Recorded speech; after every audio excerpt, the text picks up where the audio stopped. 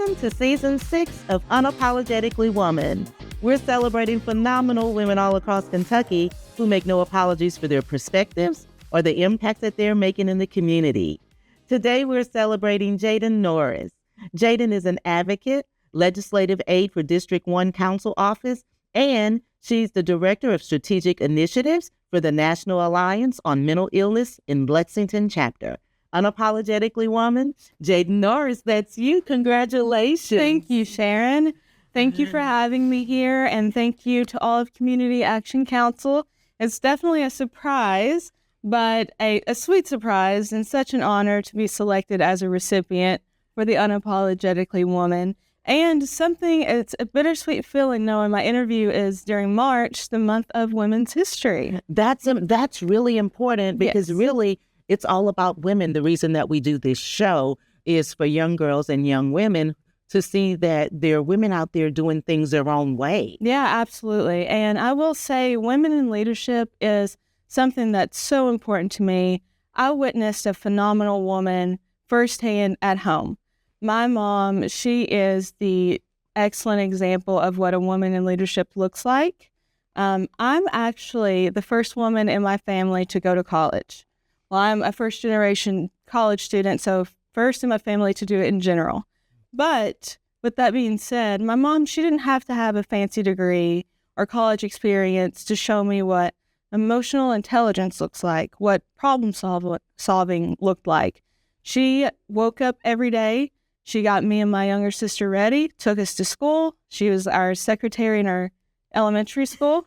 So we got to see that mom hat and then also the professional hat where she was working alongside the principal and teachers and students and parents.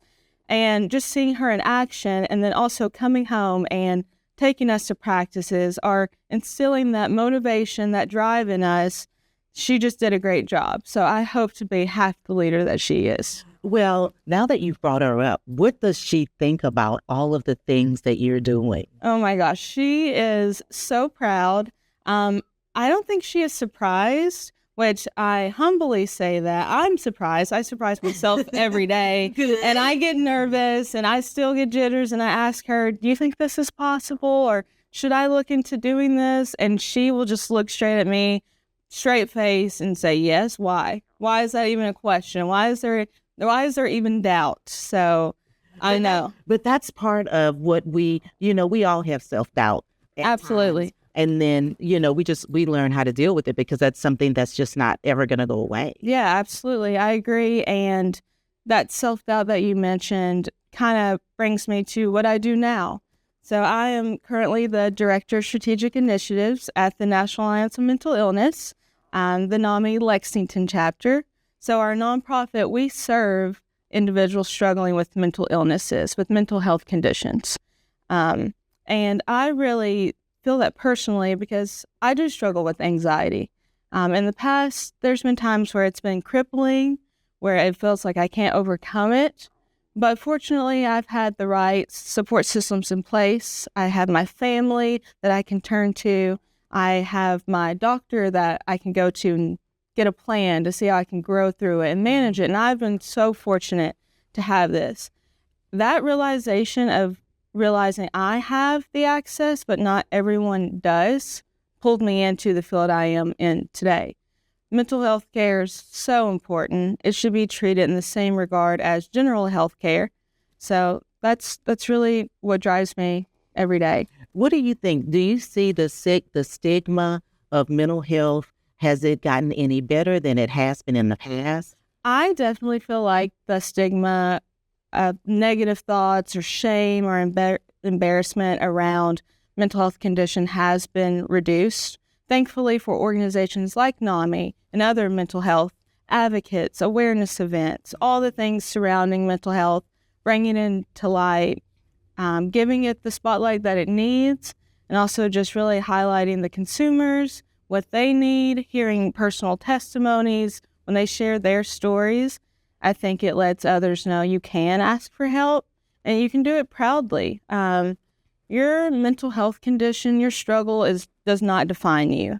That isn't you. That's just one piece of your story. So I think when we speak about it like that, it reduces the stigma.